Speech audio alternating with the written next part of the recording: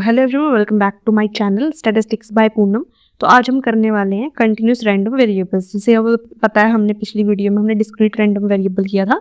Now it's a turn of continuous random variable. So basically continuous random variable है क्या?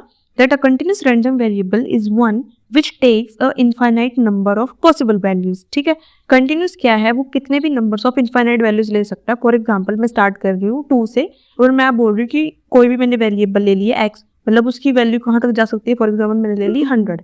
ठीक है, सो तो जो हमारे पास रैंडम वेरिएबल होगा, तो वो उसमें कंटिन्यूस के केस में क्या करेगा? Infinite number of possible values दे सकता है। तो इस केस में क्या होगा कि 2 के बीच में भी बहुत सारी वैल्यूज लाइक करेंगी, तो इस केस में हम इसको बोल सकते हैं कंटिन्यूस रैंडम वेरिएबल, जिसमें infinite number of possible values आ सकती हैं। ठीक है, तो ये है हमारा कंटिन्यूस रैंडम वेरिएबल। ठीक है, सेकंड है हमारा कि continuous random variable are usually measurement. ठीक है, आपने देखा था कि डिस्क्रीट क्या था? डिस्क्रीट में एक पॉइंट लिखवाया था कि ये काउंटेबल है। काउंटेबल कैसे? हम इसको गिनते थे कि लाइक हमारे पास कितनी है, कितने total number of possible values थे हमारे पास, तो उनको हम काउंट करते थे, ना कि मेजर करते थे। इस केस में कंटिन्यूस किया है, हम मेजर करेंगे कि काउंट करेंगे। हम बता नहीं सकते कि फॉर एग्जाम्पल मेरे पास, मैं इसमें ये एग्जांपल ले सकती कि मेरे पास, मैं मार्केट गई हूँ और मैं मार्केट से कुछ एप्पल्स लेके आई हूँ, तो मैं उन चीज़ को काउंट करके नहीं बता सकती कि मेरे को 1 किलो में कितने एप्पल्स आए। ठीक है, ये चीज़ मेजर होगी। ये मेजर के एग्जांपल्स क्या क्या हैं काउंटेबल मतलब कंटिन्यूस रैंडम वेरिएबल के? तो ये इंक्लूड करते हैं हाइट। अब जैसे हाइट है, हाइट को हम मेजर नहीं कर सकते, सॉरी काउंट नहीं कर सकते।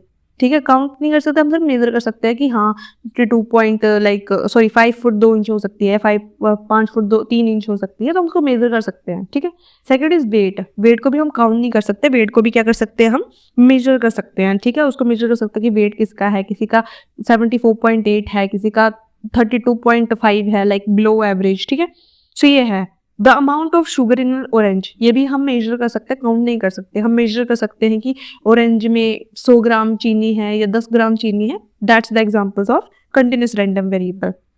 And third point is there are not defined at specific value. They are not defined at specific value. For example, जैसे मैंने अभी बताया कि specific values basically क्या है कि for example आप ये नहीं बोल सकते कि मैंने कि वेट सीधा डायरेक्ट ये है कि वेट ही नहीं, आप सीधा डायरेक्ट नहीं बोल सकते कि वेट इसका 54 है।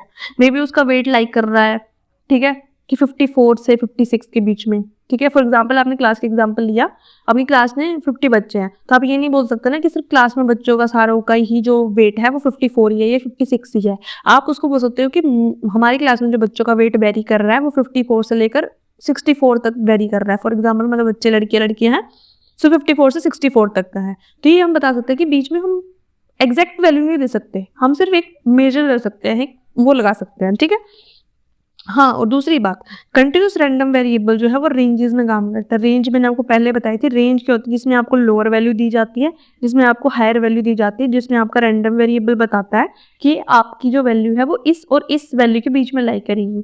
ठीक है, जैसे कि मैंने बता दिया कि आपके पास कोई भी, फॉर एग्जाम्पल मैं चावल का ही एग्जाम्पल ले लेती हूँ, तो मैं चावल का एग्जाम्पल ये लूँगी कि मैंने बोला कि आज मैं चावल, आप मेरे खेतों में इतने चावल हुए हैं, तो मैं उसको मेजर कर सकती हूँ कि क्या पता वो चावल 1 क्वांटल हुए या 2 क्वांटल हुए, मैं मेजर कर सकती हूँ, सिर्फ काउंट नहीं कर सकती। ठीक है, मतलब उनका कुछ भी हो सकता है, एक मतलब 1 किलो या इतना फलाना ढिमकाना। ठीक है, पॉइंट्स में क्या है, रेंज कैरी करती है। ठीक है, तो ये हम एग्जाम्पल लगाते हैं। ठीक है, now there are some of the important points related to continuous random variable. so first of all यही पॉइंट आता है इंपॉर्टेंट कि ये काउंट नहीं कर सकते हम, इनको सिर्फ मेजर कर सकते हैं। ठीक है, now the second point is values within a interval. वही इंटरवल, रेंज मैंने आपको बताया वही। ठीक है, फॉर एग्जाम्पल यहाँ पर मैंने स्मॉल x1 ले लिया, मैं कोई रेंज नहीं ले रही हूँ, सो दिस इज x2। ठीक है, सो मतलब ये कोई रेंज है जिसमें मतलब फॉर एग्जाम्पल यहाँ पर 10 से 50 तक कोई वैल्यू लाई कर रही है। ठीक है, तो इसको हम रेंज भी बोल सकते हैं, इंटरवल भी बोल सकते हैं, बेसिकली हम इंटरवल्स बोलते हैं। तो बेसिकली हमारी जो वैल्यूज है वो किस में लाई करती है?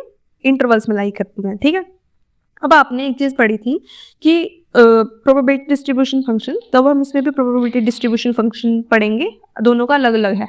ठीक है, so probability distribution of a continuous random variable x may take all values over an interval of real numbers. ठीक है, अभी बताया आपको कि इंटरवल में काम करती है, तो इस इंटरवल में बेसिकली जो है वो आपके हमेशा रियल नंबर्स आते हैं। रियल नंबर्स आपको पता है क्या होता है? आपके 0 1 2 3 4 5, सॉरी 0 नहीं आएगा, 0 आपका रियल नंबर नहीं होता, होल नंबर होता है। So here will become real numbers 1 2 3 4 5 up to so on. ठीक है, और वैसे भी कंटिन्यूस रैंडम वेरिएबल इनफाइनाइट तक काम करता है, ठीक है। ये ऐसे भी आ सकता है कि फॉर एग्जांपल बताओ कि आपकी क्लास में कितने बच्चों का वेट जो है वो 54 प्लस है, तो आप ऐसे लिखोगे ना कि कितने बच्चों का x greater than 54 less than equal to 44, sorry greater than equal to 54। तो इसमें क्या है, एक साइड तो आपकी फिक्स है कि छोटा साइज जो है वो 54 है कि मुझे 54 से, पर ये नहीं पता ना आपको कि आपका हाईएस्ट कितना है, रेंज नहीं दी है। मैंने ये नहीं बोला मुझे 54 से ऊपर सारे बच्चे चाहिए क्लास में जितने भी हैं जिनका वेट 54 से ऊपर है, ठीक है। अगर मैं इसको रेंज प्रोवाइड कर देती हूँ तो मुझे 54 से लेकर 65 के जितना वेट है उतने तक के मुझे बच्चे चाहिए। So this will be A interval. तो ये इनफाइनाइट भी होती है, फाइनाइट भी होती है। This is a mixed combination basically, ठीक है।